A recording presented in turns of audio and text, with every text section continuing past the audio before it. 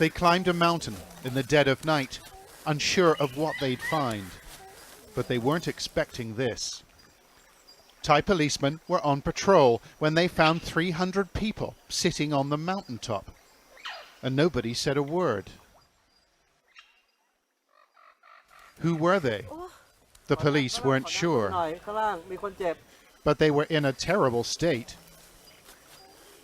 Eventually, the group agreed to move.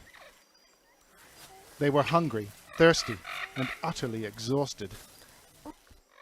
I try to tell them that we need to save the children because many children got mosquito bites. I point to the children. So that's why I say, okay. The next day at a holding center, the police found Chinese bus tickets in their pockets and began to suspect they were Uighurs, Muslims from Western China. So they called in the Chinese ambassador, but the people from the mountaintop refused to talk to him. It was an awkward moment. The Thais didn't fare much better, but they knew the party weren't penniless migrants. Some of them have laptop, computer. Some of them have lots of money, cash in the bags, So I feel like this group of people, not from the bottom line of society, I think they are in the middle. They are middle class. Human rights groups say they're fleeing from this. Escalating violence in the capital and right across the country between Uyghurs and the majority Han Chinese.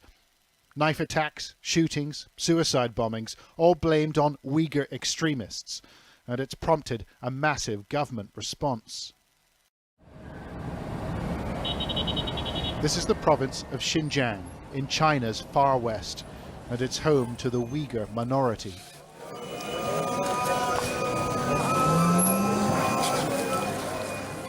In the city of Kashgar, government troops are out in force. They guard the intersections and survey the streets, on the lookout for Uyghur militants. And the ruling Communist Party has banned a host of Islamic practices. Civil servants can't fast during Ramadan, and children are prohibited from attending mosques. As we filmed, a young boy was barred by a government official.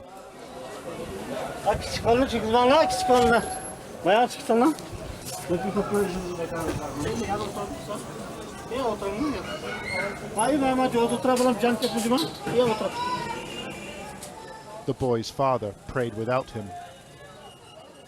A notice board instructs men not to grow beards, and women with headscarves risk having them seized.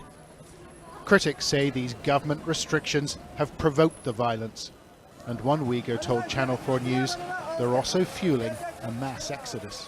我们不能再住那里，我们在那个环境里不能生存，政府压制我们。如果你想要在那里生存的话，你将被迫使下降你的宗教信仰。Thousands of Uyghurs are now trying to leave China. They use underground routes and secret stopovers to get themselves to Malaysia. Then they try to fly to Turkey, the Turkish government thought willing to help them. We made contact with a member of a smuggling gang. How do you get the Uyghurs from China all the way down to Malaysia? It's done in short journeys from one location to another, and money's paid. You pay the police money, you pay them bribes. That's how it works. Yes, sure. To police officers, immigration, that's the nature of it. However, not everyone makes it to Malaysia. Remember the people from the mountaintop? We found them in southern Thailand, in one of several badly overcrowded lockups.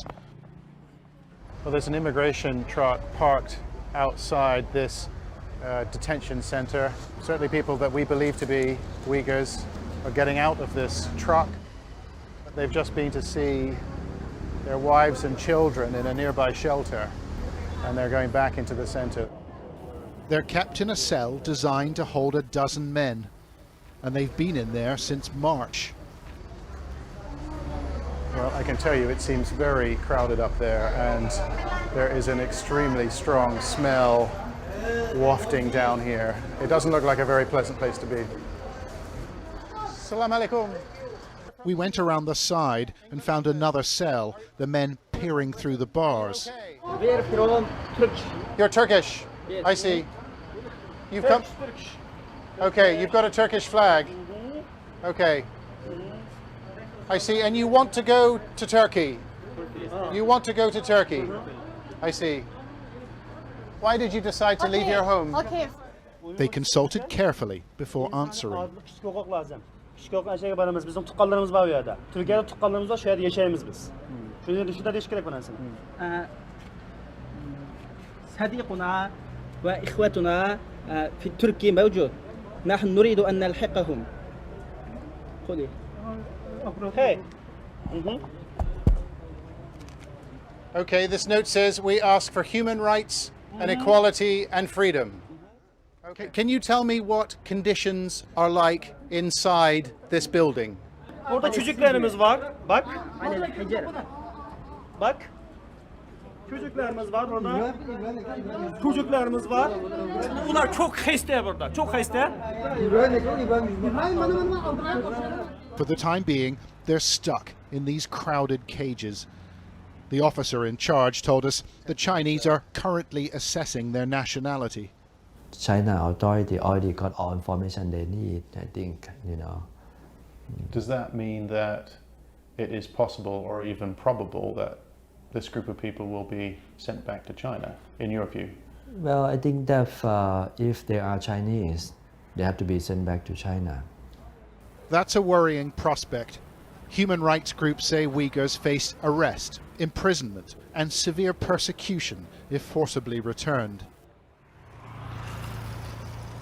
For those who make it through, the suburbs of the Malaysian capital, Kuala Lumpur, await.